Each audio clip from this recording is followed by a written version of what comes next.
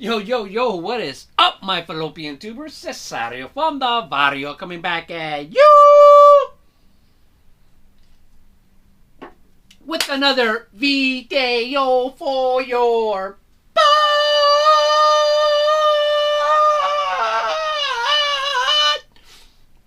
And today I got a video response for Tony Black. Now, me and Tony Black, we go way back. All right. We might not follow each other's channels religiously, but we're definitely aware of each other's channels. He's a Notre Dame Irish fan, and I work at USC. So we kind of have that little banter going on every once in a while. I like to trash his, his Irish, and he likes to trash USC, but it's all in great fun, man. One of those great YouTube relationships that we have. But he's having a video response. All right, so I'm gonna do it. I don't do these things, to try to win the prize, but just to give it, some publicity and other, what would you say, other circles of YouTube. Now, it seemed like when I first got on YouTube, started watching it like 8 years ago, it seemed like the community was really one community. Like everybody knew each other. Like you just knew who every single channel was. But now it's gotten so big. You got clicks or whatever. You got TTMers, you got all these genres, you know what I mean? Vintage, modern, grifters, investors, dealers, just whatever, you know what I mean? And cheesemate, there's a lot of cheesemate channels, and cheesemate means like gossip, all they're telling you is prices and scandal, there's a lot of that stuff going on. So it's nice for him. He's a TTMer. And I just try to kind of bring awareness to his channel in my circle, my circle of viewers, So I'll put his link below after this video, but he wants a couple of things. What would you do with the Stanley Cup if you had it for 24 hours? Who is the biggest Richard in sports you've ever met? And who was the nicest in sports you've ever met? If it applies. All right, so the Stanley Cup question. I work at Dodger Stadium part-time, so I've been blessed enough to touch the Stanley Cup, take pictures with it and stuff. So I've done that before. But if I had it for 24 hours, I give the same respect to the Stanley Cup as I do the Commissioner's Trophy for baseball. Or is that football? No, that's the Lombardi Trophy. Basketball, the NBA Cup, the finals.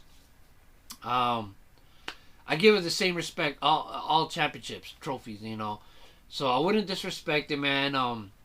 But, one of the things I probably would do is I would take a selfie with it, try to take 365 different types of selfies with it and post one every day for a year.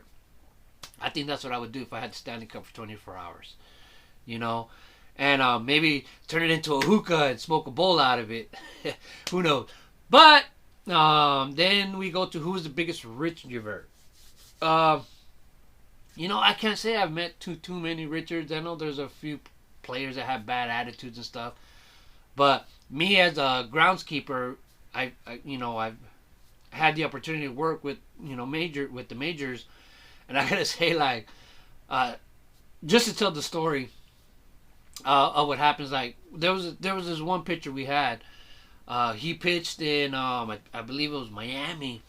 And at that time, Miami had no chance of making the playoffs. You know what I mean? So you can mess around with your mound up and down, normally up. Because if you raise the mound 2 inches, like, man, it'll give the pitcher like another 4 to 6 miles an hour, maybe, or 2 to 5.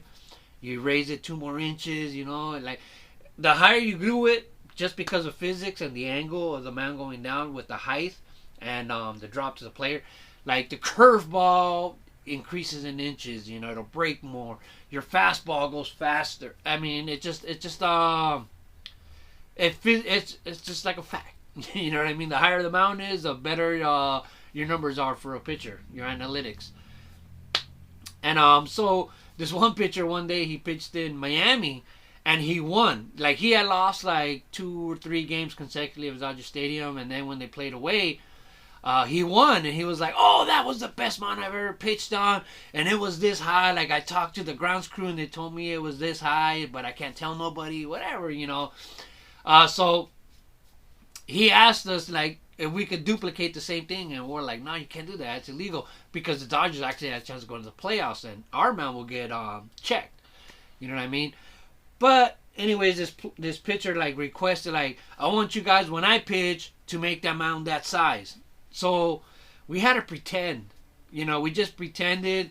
Early on in the day, we went out there pretending like we were raising it, and he believed it. He believed it. Like we told, yeah, it's at 12 inches, 13 inches, whatever you think it is. Legally supposed to be 10. It was really at 10, but we just told them it was at the highest, and fell for it. You know, every time. So it was great. And then actually after that, he actually, I don't know if he wanted to or how it worked out, but he ended up in Miami. You know, where he tried to replicate his greatest game of his life, you know, as a career. But whatever. I think that was probably the biggest Richard we ever had, because it was just a pain for us to deal with that. You know what I mean? But no big deal. But it was a pain for us. So I can't say I've ever really met a sports star that was a Richard to me. I don't think I've ever met anybody that was that bad. You know. So now with but that's just a work. That was just kind of a work story. You know, no big deal.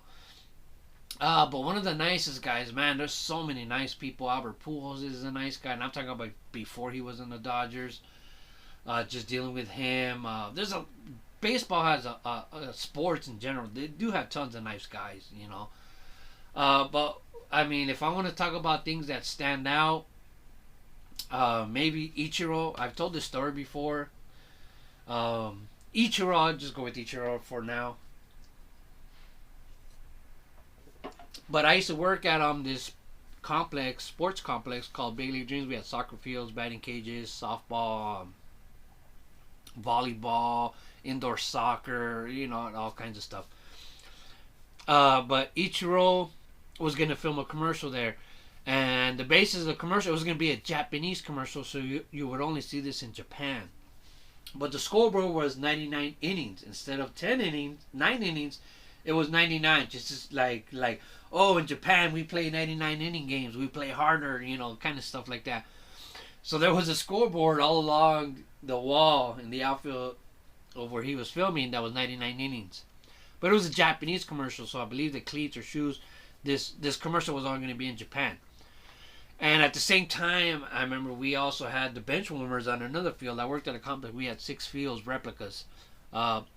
So in the Boston field, they were filming the bench warmers, you know. And at the same time that this is going on with me talking about Ichiro, I was talking to Reggie Jackson. I met Reggie Jackson, and like totally blew my mind, because I thought Reggie Jackson was always considered a big Richard from what I always had heard, and I kind of disliked him. And I met him in person, and he blew me away. I mean, and it became one of my favorite players. Number 44 forever, baby. If you know, I love the number 44. I try to listen to the TV at volume 44, my radio at volume 44. It's a weird story too that goes up there with the jersey number and stuff. But I'm gonna go with for this purpose, I'm gonna go with Ichiro. So Ichiro had a translator. He was brand new to the United States at that time, and he couldn't really speak good English. And we had already been told not to bother him for autographs, not to talk to him and stuff like that while we were working, and he was there. But then one of the guys that I work with said, like, he asked him for his autograph and he gave it to him, right? But that guy brought a baseball, like a Major League Baseball, and he got it signed by Ichiro, and I was like, oh man.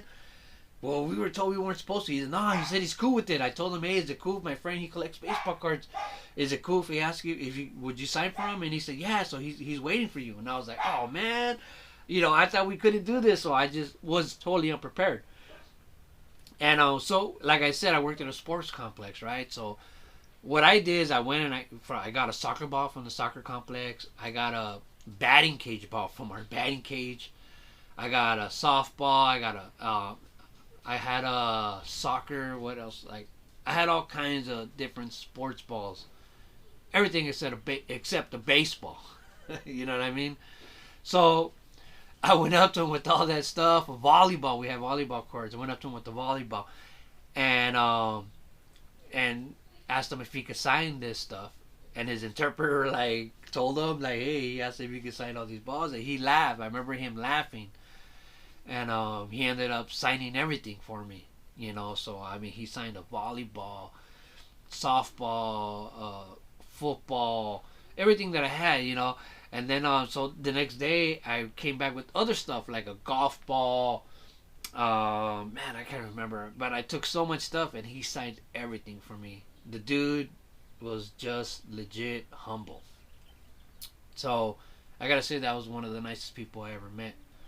Him and Reggie, but I know Reggie has a history of being a bad person. But that's my video response for Tony Black. I'll put the link below. I know this has gone way too long. I've just been japping. All right, but love the hobby, people. Keep collecting baseball cards forever, I say. Ciao.